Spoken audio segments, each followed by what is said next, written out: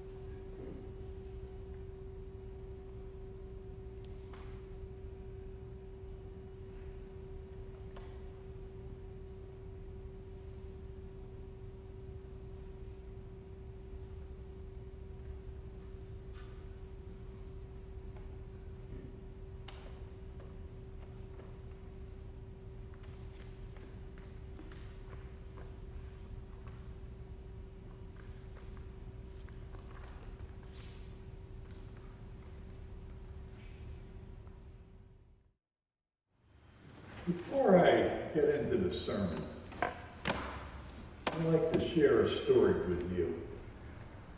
Actually, I'm going to share two stories with you.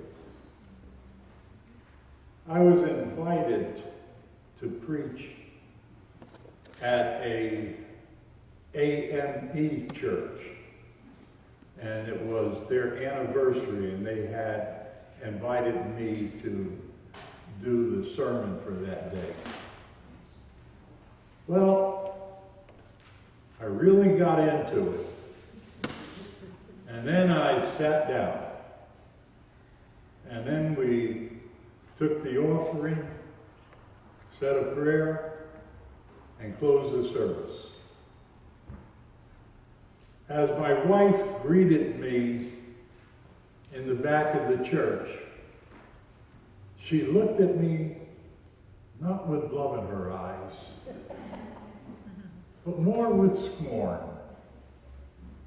And she said to me, 45 minutes, Reverend Hill.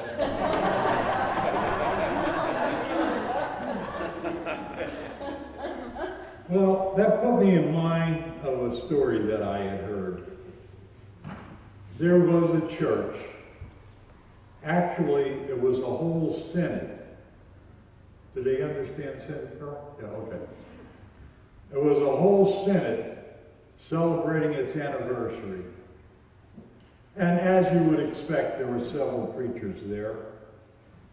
And they counted them and they said, look, each of us will take 15 minutes or we won't get out of here until midnight.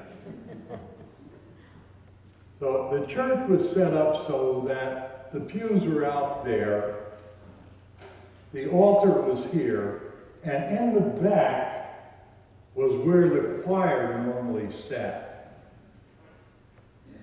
But there were so many ministers there, they had ministers sitting in the back of the church.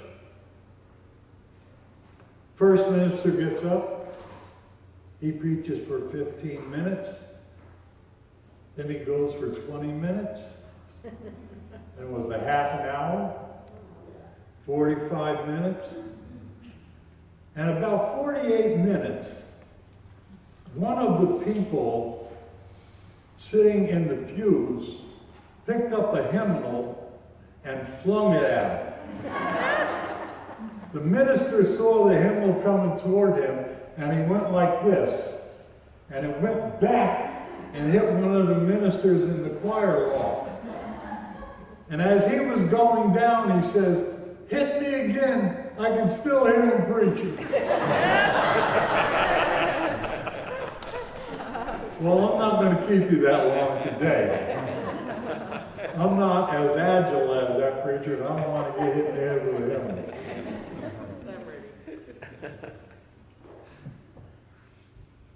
I got the call to become a preacher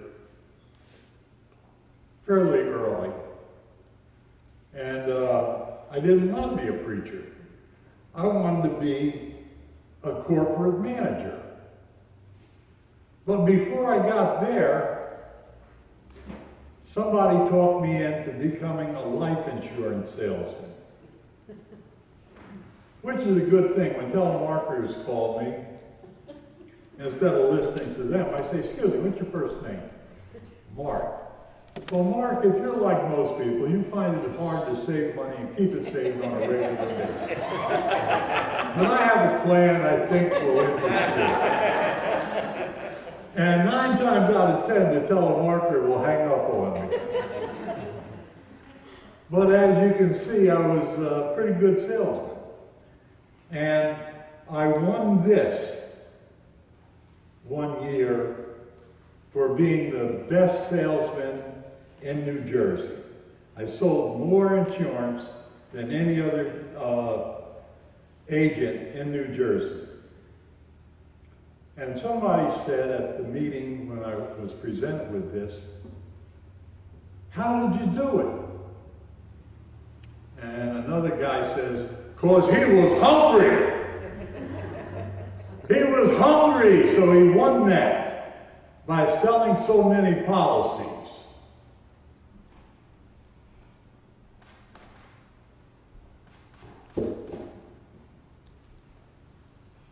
Hungry doesn't always mean you want something to fill your belly. We are hungry people living in a hungry world. Everyone is looking for something that will sustain and nourish life. Something that will feed and energize. Something that will fill and satisfy. Everyone is looking for bread. The problem is not that we are hungry, but it's the kind of bread that we eat. Think about the varieties of breads being eaten in our lives and in the world today. King David is surely not the only one to have eaten the bread of betrayal, adultery, and murder. In Syria, both sides are eating the bread of violence and war. Republicans and Democrats share the bread of negativity hostility, and name-calling.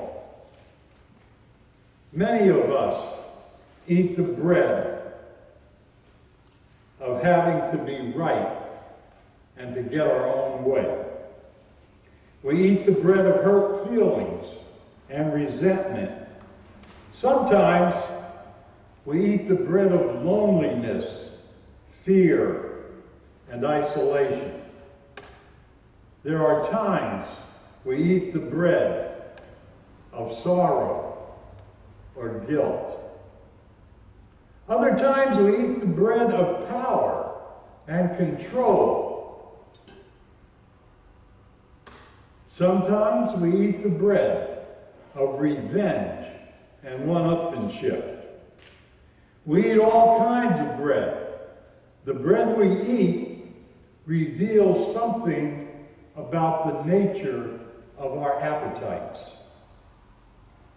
The world is full of bread, and yet far too many live hungry and searching. That says something about our appetites and the bread that we have eaten. It's a sure sign that the bread we have eaten cannot give real life. It is perishable bread that nourishes only a perishable life. It leaves us wanting only more of the same. Not all bread sustains and grows life. Not all bread is nutritious. If you want to know the nutritional value of the bread you have to look beyond the bread itself. Where did it come from? What are its ingredients? That's what Jesus is talking about and teaching in today's gospel. The people have shown up hungry.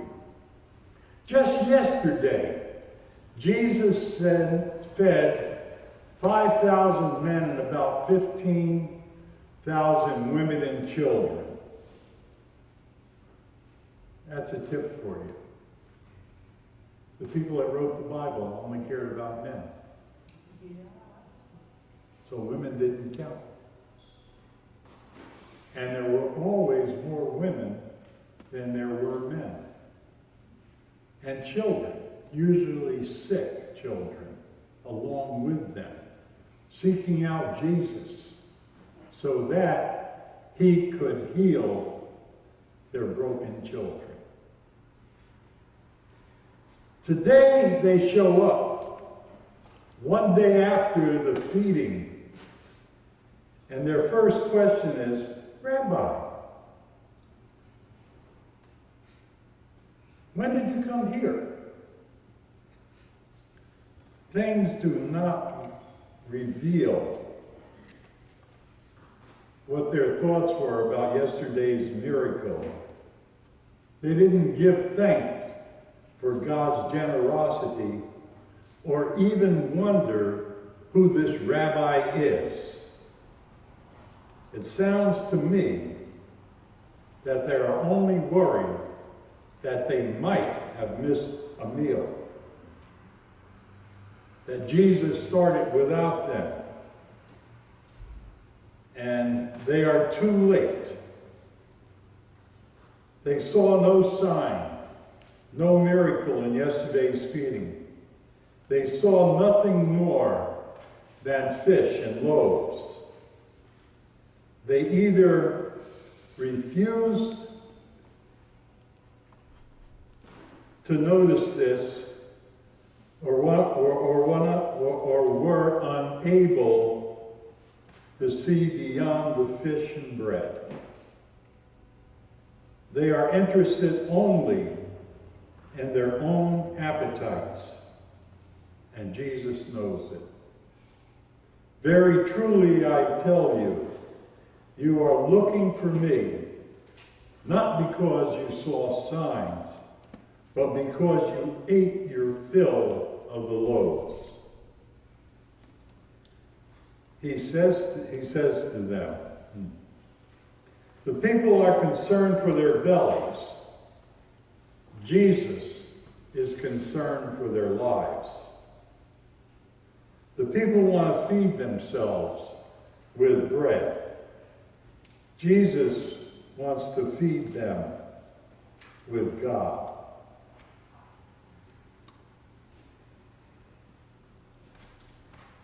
Do not work for the food that perishes, he tells them, but for the food that endures eternal life. The food that endures is Jesus himself. He is the bread that is broken and distributed for the life of the world. He is the bread that is broken and yet never divided. He is the bread that is eaten and yet never exhausted. He is the bread that consecrates those who believe in and eat him. What we believe in Jesus, eating, ingesting, and taking him into our lives, we live differently. We see ourselves and one another as persons created in the image and likeness of God. We trust the silence of prayer rather than the words of argument. We choose love and forgiveness rather than anger and retribution. We relate with intimacy and vulnerability rather than superficiality and defensiveness. We listen for God's voice rather than our own. Ultimately, we seek life rather than death. I am the bread of life, Jesus tells the people.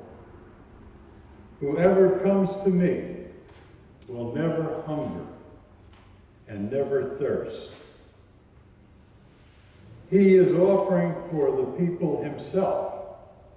He is the imperishable bread that nourishes and sustains imperishable life. Jesus makes us the same offer today. He offers himself to us in every one of our relationships, family, friends, strangers, enemies, those who agree with us, and those who disagree. In every situation and each day of our life, we choose the bread we will eat, perishable or imperishable. In so doing, we also choose the life we want. So I wonder, what bread will you eat today? What bread will you choose today? Amen. Amen.